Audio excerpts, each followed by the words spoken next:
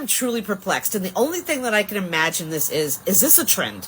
Like, I'm genuinely asking, because I am seeing a lot of millennials and Gen Z coming out making videos saying that they've gone no contact with their parents.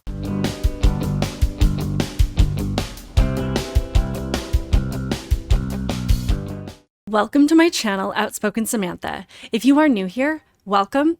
I would love it if you would hit that subscribe button. And if you're returning, welcome back. I truly do appreciate your continued support on my channel, and I hope that you are subscribed as well. So this is definitely a disturbing trend that I came across on TikTok just a couple of days ago, and I have to admit, I don't spend a ton of time on TikTok, and every time I come across things like this, I am just reminded of the true poison that this app really is. So we're used to conversations about relationships breaking up in the context of, boyfriend, girlfriend, or a marriage, and anything like that. When you have two people that for any number of reasons decide to go their separate ways, to dissolve the relationship and move on. And while that is not going to be the focus of this particular video, I think the bar has been set really, really low for what people consider a good reason to get a divorce and to completely split up a family. And the reason that I think that is relevant to this particular conversation is that I think the bar has been set really low for what people will think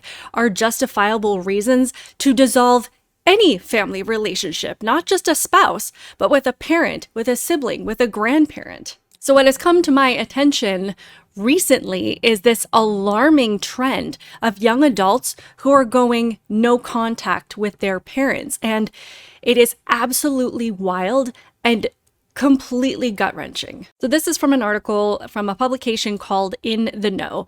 It says Gen Z creators have been known to get candid on TikTok, especially when it comes to delving into their strained relationships with one or both parents. In fact, this past summer, a Toronto-based creator spoke on the disrespect that daughters endure at the hands of their toxic fathers.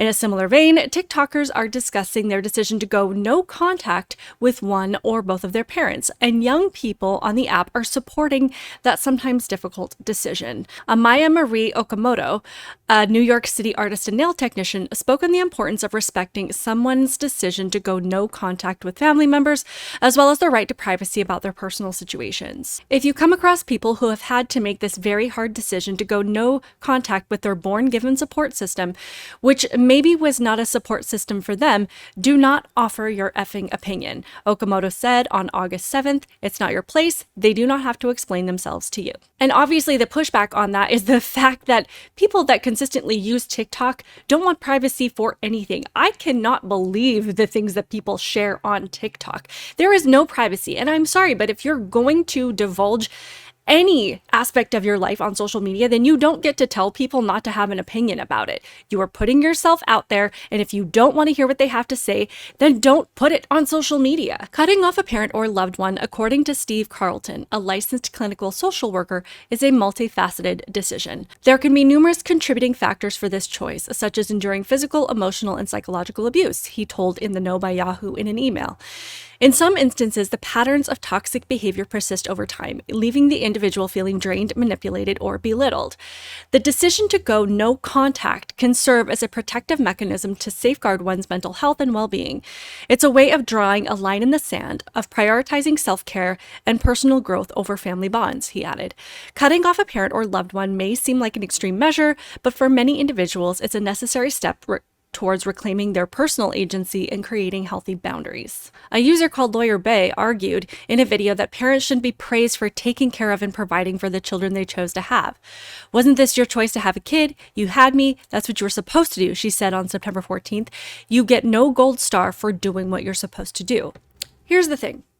I understand that there are definitely very valid reasons to cut family members out of your life. Just because you are blood related to somebody does not mean that they have a right to be a part of your life, and they can be just as toxic as anybody else that comes into your life at any point in time.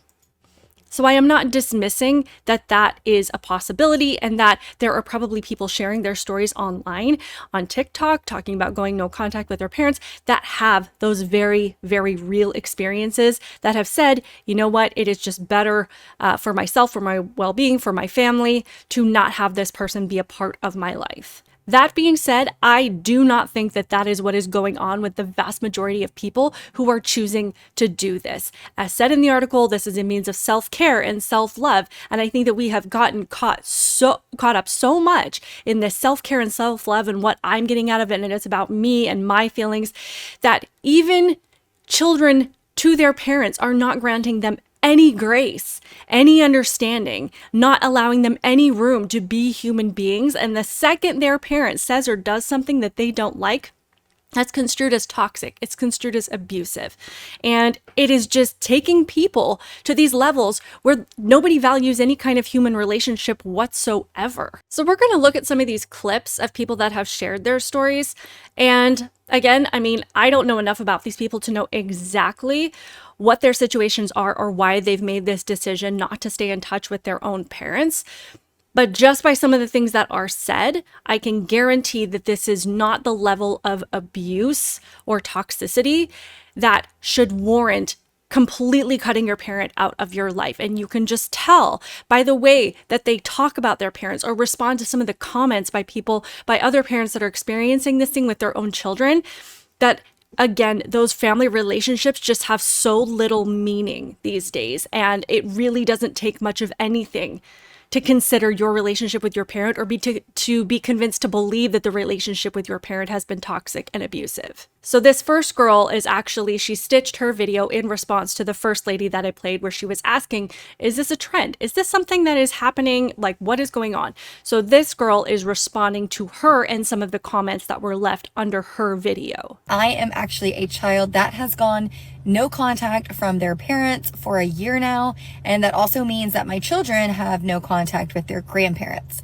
Now, the main thing that this creator talks about in the video is that she believes that this is a trend. And I completely disagree. I don't think it's a trend at all. I just think that there is more people who have gone no contact from somebody than we realized. And when an app like TikTok came out and we had a outlet of where we could talk about it and express it and, you know, have a community of other people that are going through the same things, it just makes it seem like it's a trend. I don't think so. When in reality, it's just, we never realized how many people cut toxic people from their life. I just want to respond to that real quick.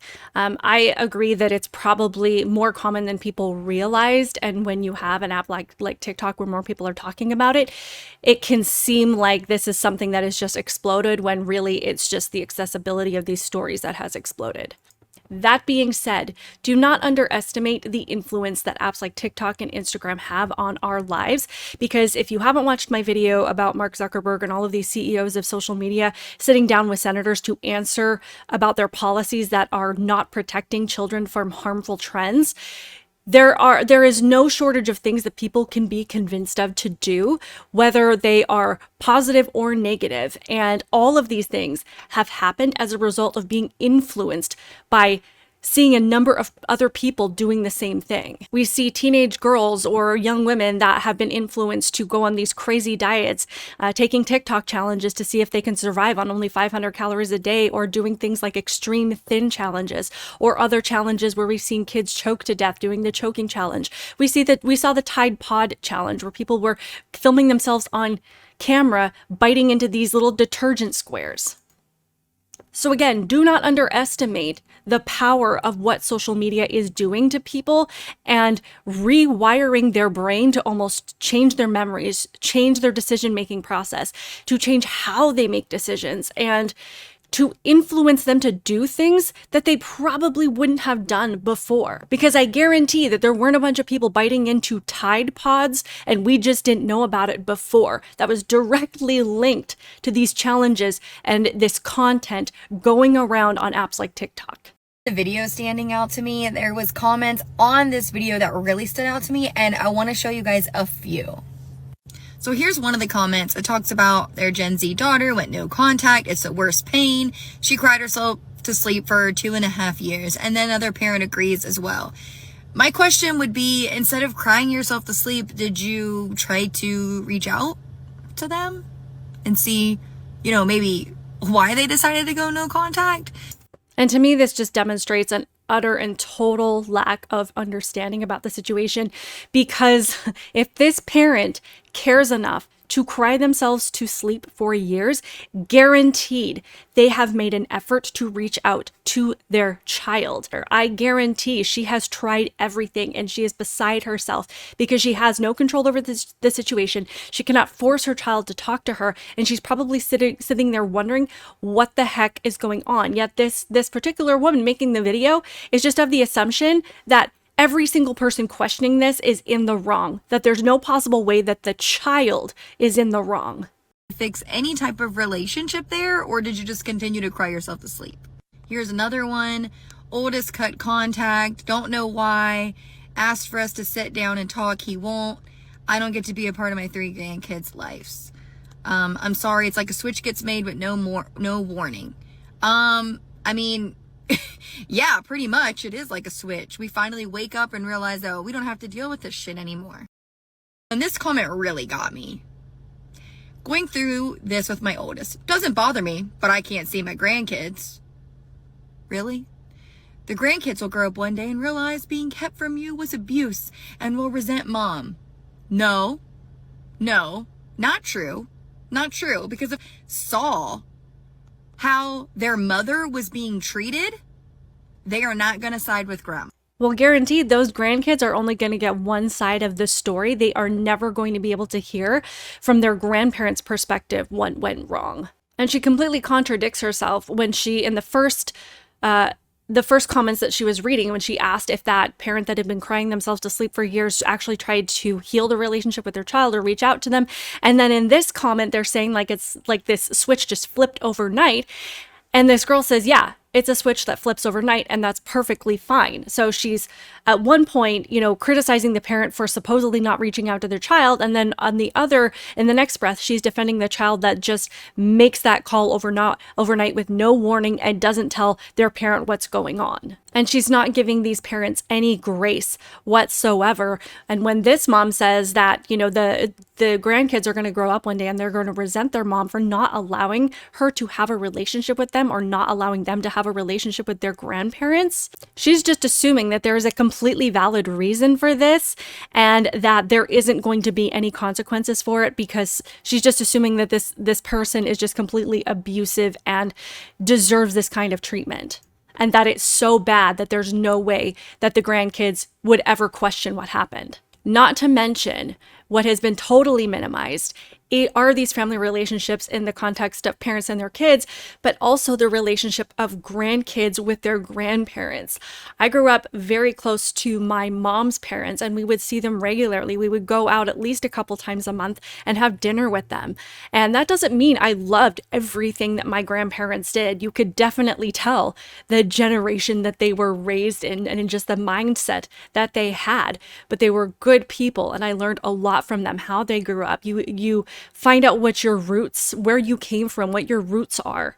And they pass on a lot of knowledge and understanding and wisdom. And I am so glad that I have those memories with them and that I am able to share the stories that they shared with me with my kids and pass that down to them. And my kids now absolutely love their grandparents on both sides. They have had great experiences getting to know them and growing up with them, and they know that they can call them and talk to them and share, the things that they're learning in school and just their day-to-day activities. And we're so lucky to be able to have so many more forms of communication than even I had when I was a kid with my grandparents. So this gal talks about how she was no contact with her mom and that her mom passed away and kind of the experience leading up to that. And she was actually one of the ones mentioned in the article that I just read. And this is just wild to me. I think there's a lot of stigma around, you're going to regret this when your parents die. And my mom told me that my whole life. Like, you're going to regret every time you've talked to me, whatever the way, like when I die. And the fact of the matter is that I don't feel that way. The night that my mom passed away, I actually had like nightmares and like couldn't sleep and my head was spinning because I was thinking about, I was like, I just need to tell her how much she's hurt me because I've never had that conversation with her. And anytime I've brought it up before, she'll just, tell me that I'm wrong and I was a bad child, and that's the end of that, right? Which was years ago. I was on a road trip with my husband, and I was like, you know what, I'll just call her on the way home tomorrow. It's a 2-hour ride. I'll let her know how I feel. You know, if she dies, at least I got this off my chest. And I actually am happy that I didn't. I got a call in the morning before we left that she had passed away. And I'm really happy I didn't call her. And like, this was like a struggle I was going with myself for like an entire week. Like, I was like, oh my God, I just really need to like tell her like she's gonna die, and I'm never gonna get like the apology or like the acknowledgement of like how hard my life was. And I'm glad I didn't have that conversation, because I actually feel now that it's been like 2 months since she passed, that I think now that I would have regretted saying those things, and I would have regretted probably the conversation, and like that would have been our last conversation that we ever had. So I don't know. I guess my reason for sharing this is just to say that, like, don't let anyone make you feel bad about being no contact. I am just blown away by this person's perspective. Clearly, I have no idea what her relationship with her mom was. But even on her mom's deathbed, the only thing that this girl can think about is whether or not she was going to get an apology, whether or not she got to unload all of her feelings on her mom. That is mind-boggling to me. And she's not even appear, in my opinion, she doesn't appear to be even sad that her mom passed away, just sad that she never got to have that conversation. And I'm glad that she's recognizes that that would not have been a great conversation to end on with her mom. But at the same time, like I said, all of her feelings are focused on her. I mean, how many times has she said the word I in this video? I, me. And that's it.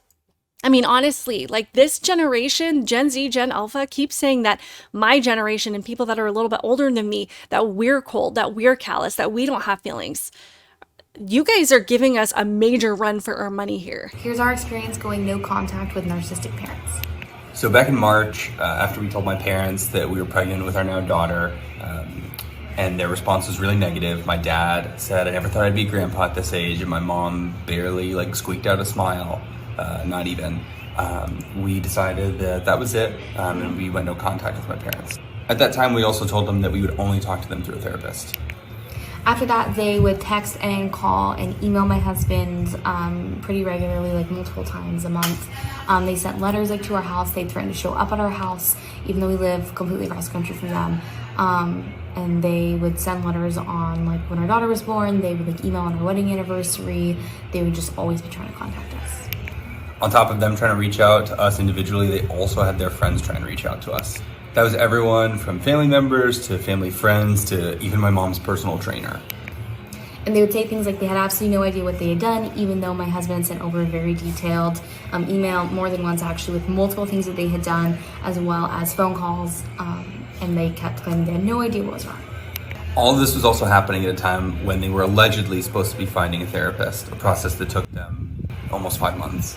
Our experience is that narcissists follow no rules and will listen to no one except doing what they want to do. Like cutting off all contact with their parents with no explanation and only being willing to speak with them through a therapist and not allowing them to see their grandkids. The complaint that they make in this video is that their parents didn't jump out of their skin when they found out that they were having a baby. Yet when their parents go through every means necessary to be involved, to share this experience of having a grandchild, you decide to ghost them. I'm sorry that your parents smiled the wrong way and now you're literally denying them any and all involvement in your life. And they can't be part of your life until they meet your list of demands and change how you want them to change. I'm sorry. Who are the narcissists here? You can see the callousness. This guy is just rolling his eyes at the fact that his parents are jumping through hoops and climbing mountains to be a part of their lives. And you know, you may have sent a list of all the things that you think that they did, but chances are they're looking at this list and going, you know what? We need to sit down and talk about these things because perhaps there's just been some communication, there's just been some misunderstanding, and there really isn't a need to get a mental health professional involved to just talk about some things that may have just been misinterpreted along the way. But clearly, they're willing to have that conversation and you're not, because you don't follow the rules and you want things done how you want them, and that's it. So at the beginning, this lady asked, is this a trend? There's something really concerning going on here. And of course, the first girl completely denied it. All of them, are completely of the impression that this is independent thought, that they have come to this decision completely on their own, that they're not being influenced by anything. But we need to understand that TikTok is a menace, and it is very much socially engineering people to point them in the direction of destructive behavior. When we see trends that convince people to eat laundry detergent or to do the milk crate challenge, where there were people that ended up permanently injured and even dying from it, and numerous other dangerous, careless challenges that have cost young people their lives, you really think that people can't be influenced to end a family relationship? Again, go watch my video about the Senate hearings with the CEOs of these social media platforms, because hundreds of parents showed up to talk about losing their kids because of the material that they were fed on TikTok, Instagram, or Discord. Because the same thing can be applied to someone who is struggling with a family relationship of some kind. And you want to hear from other people who perhaps are going through the same thing that you are, who are experiencing similar things, and perhaps gain some perspective or wonder how they're handling it. But what happens is, once you go down these rabbit holes, you're suddenly going to be inundated with more and more and more videos of people talking about these things in a way that you hadn't thought of, and kind of rewiring your brain to think about them in a way that you probably wouldn't have otherwise, and probably isn't necessary. But they're going to take that just little spark of interest that you have in that particular subject, and they're going to start turning it into this blazing inferno. And suddenly you end up standing in the middle of a pile of ash with everything that mattered to you completely burned to the ground, and you have absolutely no idea how it happened. Once you engage in a particular kind of content, the algorithm sends more and more and more of that specific kind of content to you. And we're seeing proof of this over and over and over again, of people being coerced into doing things that are damaging, that are harmful, that have long-term consequences, and that are even deadly. And you really think that this particular thing, going no contact with your parents, is not that?